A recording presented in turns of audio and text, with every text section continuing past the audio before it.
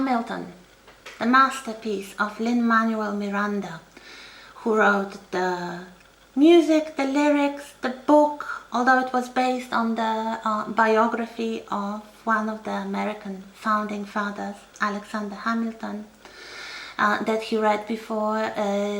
Also, Lin-Manuel Miranda, the man who played Hamilton first.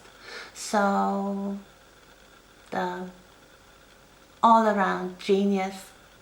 This was not his first show, but this was definitely his masterpiece and a breakthrough that catapulted him to mega stardom. The Broadway premiere was in 2015. There were before that an off-Broadway premiere and some sort of workshop versions from 2013. Then they went from strength to strength, gaining the record-breaking 16 nominations for Tonys in 2016, eventually winning 11 Tony Awards, including Best Musical. This was one of the musicals to win the Pulitzer Prize for Drama, so everything. Then there was the British premiere, which won seven Olivier Awards in 2018. Yeah, great, a perfect show.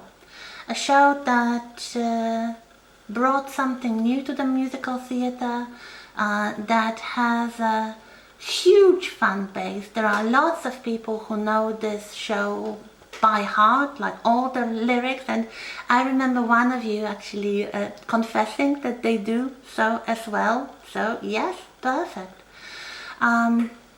This was not the first show about, let's say, American founding fathers. Recently I found out about a slightly earlier show called Bloody Bloody Andrew Jackson, about one of the first presidents who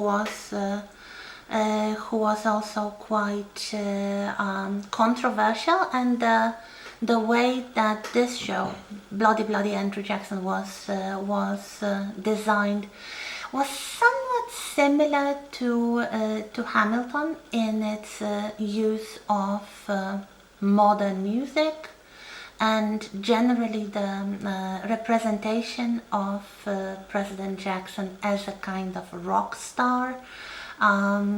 Emo rock star. So it's interesting. If you liked Hamilton and you'd like something more in this vein, you may be tempted to look it up and compare it.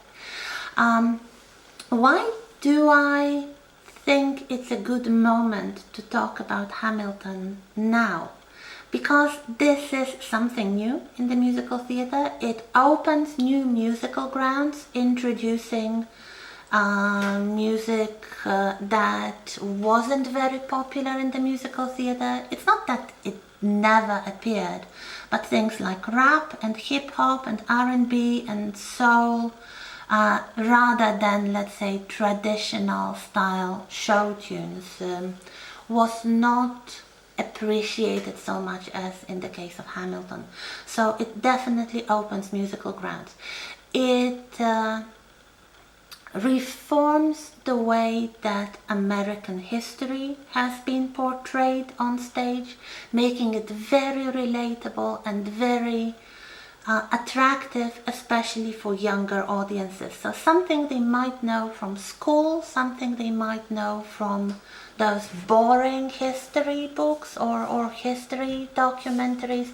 Now it's wonderful, it's relatable, and the characters are kind of full-blooded, but at the same time there is enough historical information. You may want to look it up. There are some mistakes or deliberate changes regarding the historical reality of early America and the reality represented in Hamilton, but especially, again, as a kind of gateway drug to American history, to studying American history, this is a very interesting show because it makes many people research that, to read this original biography by Ron Cranov, that that Lin-Manuel Miranda read in the first place, and to basically see what was true to history and what was changed.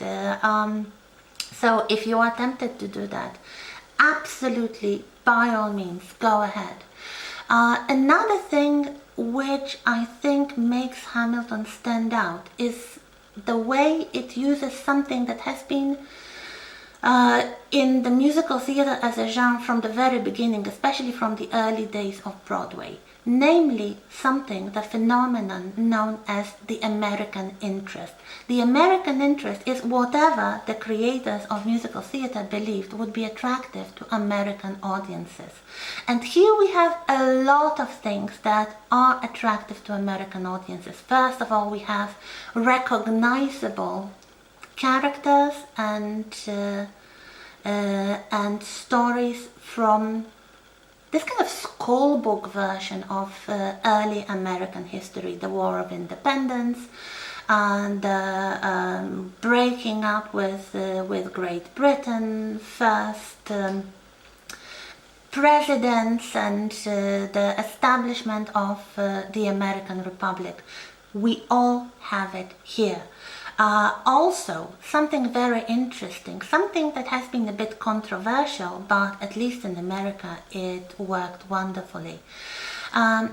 As Miranda described it in one of the interviews, what he intended to do in Hamilton was to talk about America then, meaning the 18th century, as told by America now. Meaning modern music and this multiracial cast. And this is something new, because this is not openly the show about race. I would say in a very similar manner that Lion King is not a show about race, but it is. And one of the commentators I listened to online said something very interesting that I would like to draw your attention to. That shows like Hamilton or Lion King are not about race, are not about being a person of color, unless you, the audience member, are a person of color. I'm not sure there are any people of color here in the group or listening to this. I cannot really relate to that, but I've seen Lion King live. I haven't seen Hamilton live, only the recording, but I didn't notice that the entire cast of Lion King were black, and I didn't really notice for a long time that the only white actor in Hamilton was the actor playing King George III, and everybody else could be grouped into this very American category of a person of color. So what does it do? I guess, and this is something I take from this commentator, I don't really remember where exactly, on which channel I heard it. If you find it, let me know, either in the comment or in the Moodle forum. That if you are a black kid coming to see this musical and you see black actors playing kings and presidents and people who shaped history in a very positive way, it empowers you. It helps you create a positive image of yourself as a person of race, let's say. A person that, of course, in 18th century America could only be a slave. This is something I had a little problem with Hamilton. I didn't really buy it for quite a long time, that people like Jefferson or George Washington were played by black actors, because from history I knew that these people were slave owners, and there were sometimes quite drastic stories about their relations with the black servants, whom they actually owned like property, and abused in different ways, also sexually. I'm talking about Jefferson and his young teenage slave with whom he had several children apparently. So for me it was problematic. If for actual people of color it is not, well, I stand corrected. I wonder what are your impressions? What did you think about that? I don't really have a problem with blind casting. It's quite popular in British theatre. So if you watch, I don't know, the productions by Royal Shakespeare Company, it's commonplace to have blind casting. So basically you have actors cast in the roles according to their ability, not according to their skin color.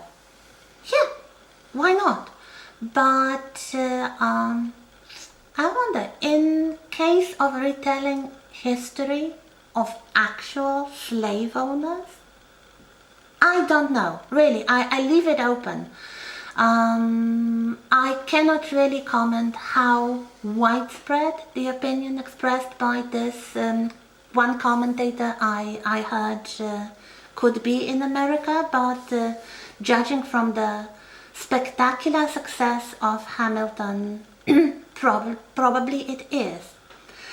The next thing I really like about Hamilton is, of course, the craftsmanship of Lin-Manuel Miranda. First of all, he made me appreciate rap music. I was never into rap music or hip-hop or any of that.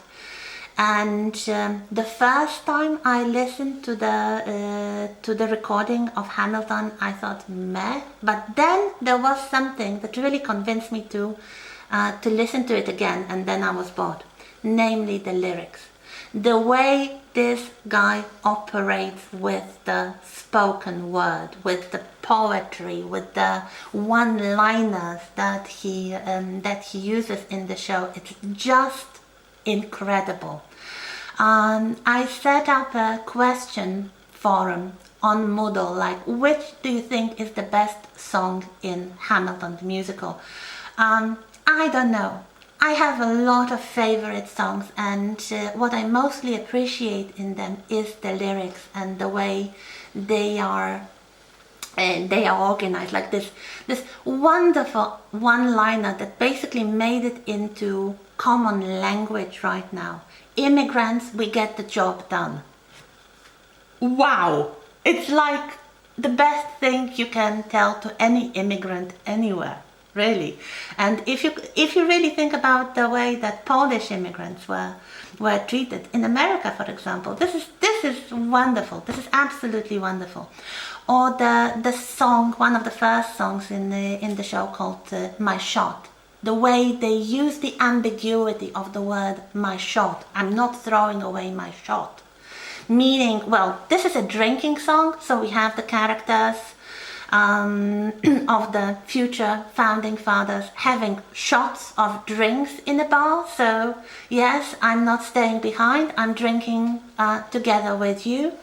It's the shot like the gunshot, which is a very important motive in the entire musical. Spoiler alert, Hamilton will be shot, and Key will be shot by one of the people he drinks with here. Well, he says this in the very first song, that I was the fool who shot him, so no surprise here.